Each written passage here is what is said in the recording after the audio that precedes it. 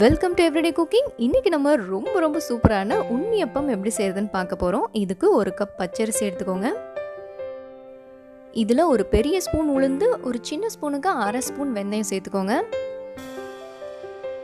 அரிசியை நல்லா கழுவிட்டு முங்குற அளவுக்கு தண்ணி ஊற்றி அப்படியே ஊற விடுங்க. ஒரு 2-3 மணி நேரம் இது நல்லா ஊறட்டும். இதுவும் நல்லா ஊறிடுச்சு. இதை மிக்சியில் போட்டு அரைச்சிக்கலாம். இதுக்கு அதிகம் தண்ணி சேர்க்காதீங்க, ஏன்னா நம்ம வெல்லம் சேர்க்க போகிறோம். அதனால கெட்டியாக நல்லா மைய அரைச்சிக்கோங்க. இதோ அரைப்பட்டுருச்சு. இது ஒரு பாத்திரத்துக்கு மாற்றிக்கலாம். இந்த அளவுக்காவது கெட்டியாக இருந்தால் நல்லது. இப்போ உப்பு சேர்த்து நல்லா கலந்து விடுங்க.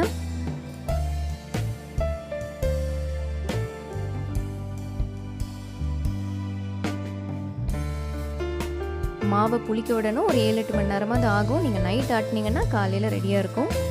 இப்போ ஒரு கப் வெல்லம் எடுத்துக்கோங்க. இதோட கொஞ்சமாக தண்ணி விட்டுக்கோங்க. ஒரு 1/4 கப்புக்கும் கம்மியாக தண்ணி விட்டிங்கனாலே போதும். வெல்லம் நல்லா கரையணும்.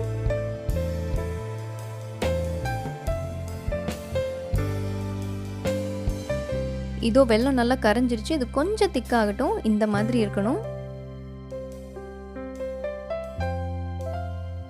இது கரெக்டான பதம். இந்த மாதிரி இருக்கணும். இதுக்கு மேலே திக்காக வேண்டாம். வெல்லத்தில் பொதுவாக சின்ன சின்ன குப்பைங்க கிடக்கும், அதனால ஃபில்டர் பண்ணி எடுத்துக்கலாம்.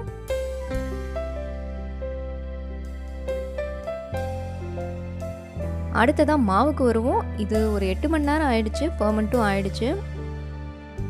நம்ம நல்லா கெட்டியாக அரைச்சிருக்கிறதால ரொம்ப மேலே புசுன்னெலாம் எலும்பாது. இந்த மாதிரி இருக்கும். இதுவும் நல்லா கெட்டியாகவும் இருக்குது. இப்போ இதோட ஒரு 1/4 கப் துருவின தேங்காய் சேர்த்துக்கலாம். இதோட ஒரு பெரிய பிஞ்ச் ஏலக்காய் தூள், அப்புறம் நம்ம ஃபில்டர் பண்ணி வச்சிருக்கிற அந்த வெல்லம்.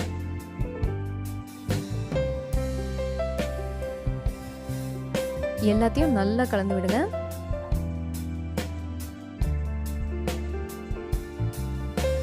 மாவு ரொம்ப கெட்டியாகவும் இருக்கக்கூடாது, தண்ணியாகவும் இருக்கக்கூடாது. அப்போதான் பணியாரம் மாதிரி ஊற்ற முடியும். இன்கேஸ் உங்கள் மாவு கொஞ்சம் தண்ணியாக இருக்கிற மாதிரி தெரிஞ்சதுன்னா அரிசி மாவு கொஞ்சம் கலந்துக்கோங்க.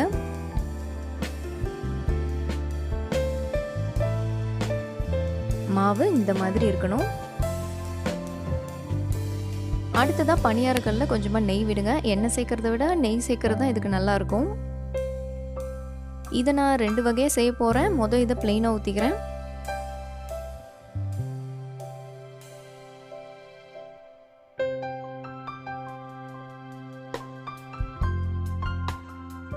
அப்படியே ஒரு மூடியை போட்டு வேக விடுங்க. அப்போ தான் நல்லா வேகும். ஒரு பக்கம் வெந்துருச்சு. இப்போ திருப்பிடலாம்.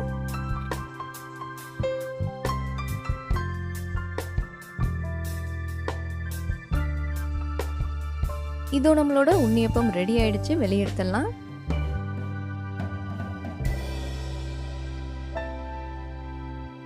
இப்போ அடுத்த செட்டு ஊற்றிக்கலாம். கொஞ்சமாக நெய் விட்டுக்கோங்க. இப்போ ஒரு பாதியை மட்டும் ஃபில் பண்ணிட்டு அப்படியே ஒரு சின்ன துண்டு வாழைப்பழத்தை நடுவில் வைங்க. இது அப்படியே இன்னும் கொஞ்சம் மாவு வச்சு க்ளோஸ் பண்ணிடணும். இதுக்கு வாழைப்பழம் மட்டும் இல்லைங்க, நீங்கள் உலர் திராட்சை கூட வைக்கலாம். இப்படி ட்ரை பண்ணி பாருங்கள். செம்ம டேஸ்டாக இருக்கும். இதோ ஒரு பக்கம் ரெடி. திருப்பிடலாம். இதோ நம்மளோட உண்ணியப்பம் ரெடி. வெளியெடுத்துடலாம்.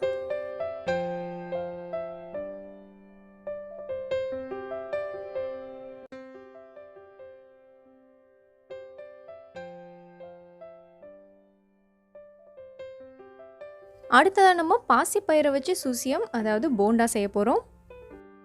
இதுக்கு நான் ஒரு 3/4 கப் பாசிப்பயிறு எடுத்துக்கிறேன். இதை தண்ணி ஊற்றி நல்லா க்ளீன் பண்ணிவிட்டு மறுபடியும் தண்ணி ஊற்றுங்க. நல்லா மூழ்கிற அளவுக்கு தண்ணி ஊற்றுங்க. இதை ஊற விடணும். ஒரு 3 இல்லைன்னா 4 மணி நேரம் இது நல்லா ஊறட்டும். இதோ இது நல்லா ஊறிடுச்சு. இது அப்படியே குக்கருக்கு மாற்றுங்க. ஒரு 1/2 கப் தண்ணியும் ஊற்றுங்க. இதோட கொஞ்சமாக உப்பு, ஒரு 2-3 விசில் விட்டு எடுக்கலாம்.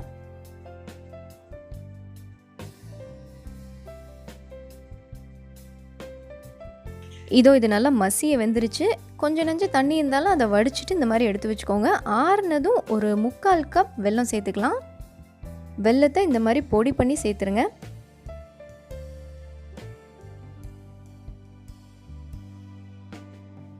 இதோட ஒரு பிஞ்ச் ஏலக்காய் தூளும் சேர்த்துக்கலாம். இதை நல்லா கலந்து விடுங்க. இதை இப்போ சின்ன சின்ன உருண்டைகளாக்கலாம்.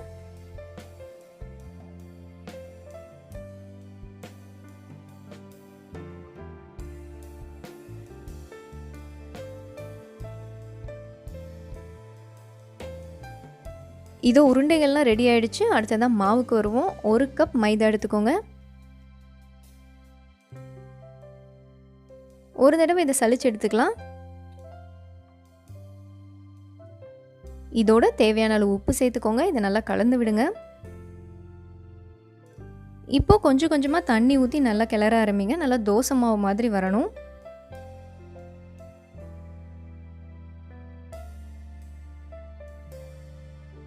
மாவு இந்த பதத்தில் இருக்கணும்.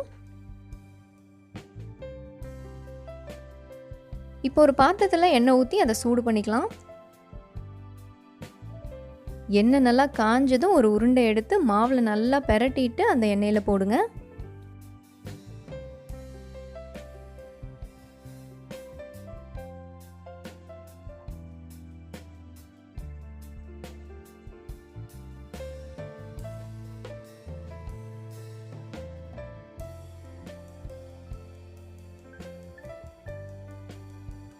உள்ளே இருக்கிற உருண்டை ஆல்ரெடி வெந்தது, அதனால மேலே இருக்கிற அந்த லேயர் மாவு வெந்ததும் நீங்கள் வெளியே எடுத்துடலாம்.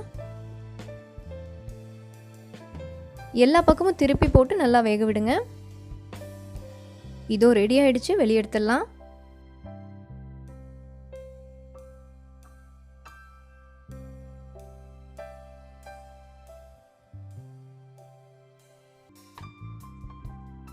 ஸோ இதோ ஸ்வீட் சூசியம் ரெடி. அடுத்ததாக நம்ம பார்க்க போகிறது வாழைப்பழத்தில் அப்பம்.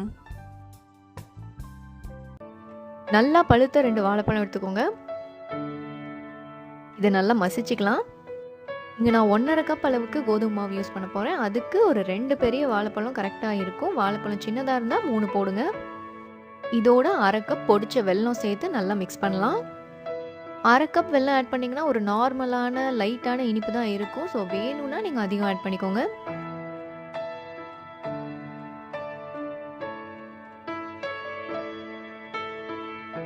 இதோட ஒரு டேபிள் ஸ்பூன் அளவுக்கு எள்ளு, 1/2 கப் துருவின தேங்காய், கொஞ்சமாக உலர் திராட்சை.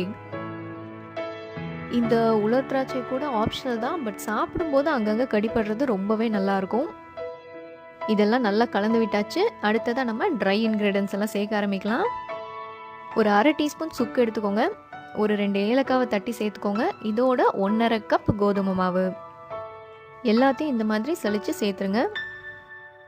இந்த மாதிரி சேர்க்கும்போது மிக்ஸ் பண்ணும்போது உங்களுக்கு ஈஸியாகவும் இருக்கும். அதே மாதிரி மாவுக்கு நிறைய ஏர் கிடைக்கும். அப்போ உங்களுக்கு போண்டா போடும்போது நல்லா புஷ்ஷுன்னு வரும்.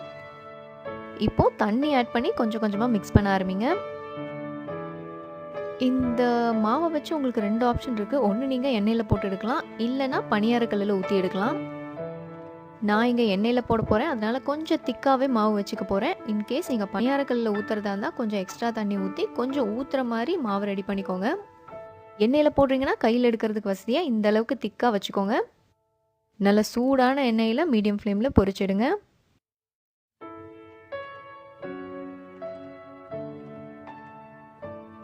திருப்பி போட்டு நல்லா கோல்டன் ப்ரௌன் ஆகிற வரைக்கும் பொரிச்சு எடுத்துடலாம்.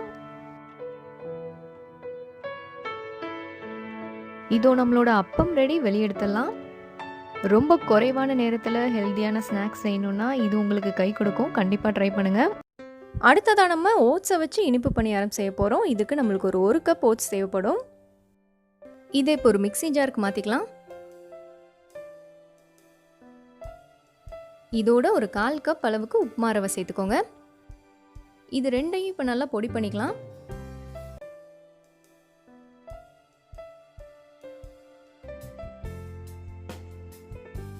எவ்வளோ தூரம் இதை பவுடர் ஆக்க முடியுமோ அவ்வளோ தூரம் நல்லா பவுடர் ஆக்கிக்கோங்க. இதோ ரெடி. இதை இப்போ ஒரு பவுலுக்கு மாற்றிக்கலாம்.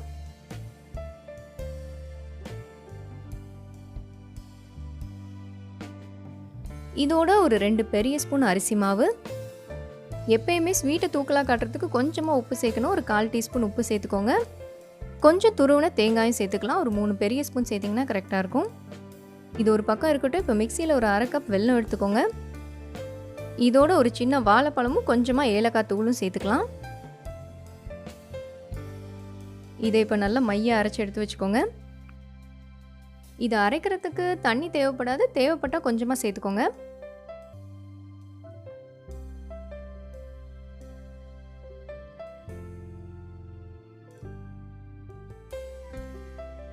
இதோ இது ரெடி ஆயிடுச்சு. இதை அப்படியே நம்ம ரெடி பண்ணி வச்சிருக்கிற அந்த மாவு கலவையோடு சேர்க்க போகிறோம்.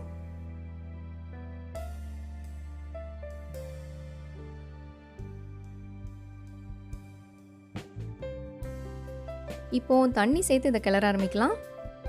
மாவு நல்லா இட்லி மாவு மாதிரி கொஞ்சம் கெட்டியாக தான் இருக்கணும். அதனால் பார்த்து கவனமாக தண்ணி சேருங்க. கொஞ்சம் கொஞ்சமாக சேர்த்து மிக்ஸ் பண்ணுங்கள்.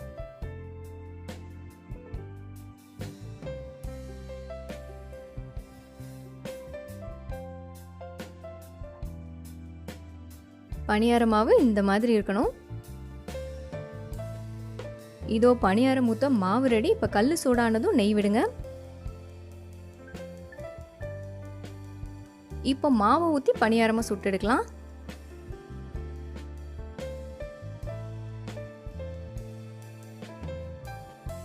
கொஞ்சம் நிமிஷம் மூடி போட்டு வேக விடுங்க, நல்லா வெந்துடும். ஒரு பக்கம் வெந்துருச்சு, திருப்பிடலாம்.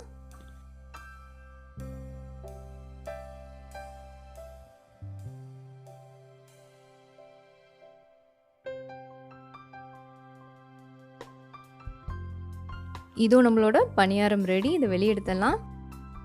நீங்கள் இதை எண்ணெயில் சின்ன சின்னதாக போண்டா மாதிரி போட்டு எடுக்கணுனாலும் போட்டு எடுக்கலாம். பட் இப்படி ஒரு ஆப்ஷன் இருக்கும்போது எண்ணெயில் நீங்கள் போட வேண்டிய அவசியம் இருக்காதுன்னு நினைக்கிறேன்.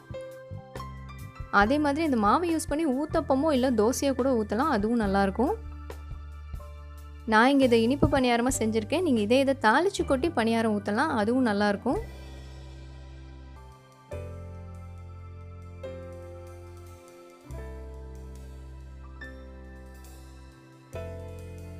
இதோ நம்மளோட ஓட்ஸ் பணியாரம் கூட இங்கே சூப்பராக ரெடி ஆகிடுச்சு. உங்களுக்கு இங்கே பார்த்த எல்லா ரெசிபியும் பிடிச்சிருக்கும் நம்புகிறோம். வேறொரு இன்ட்ரெஸ்டிங்கான ரெசிபியோடு உங்களை சந்திக்கிறோம். மறக்காம எங்கள் சேனலுக்கு சப்ஸ்கிரைப் பண்ணுங்கள்.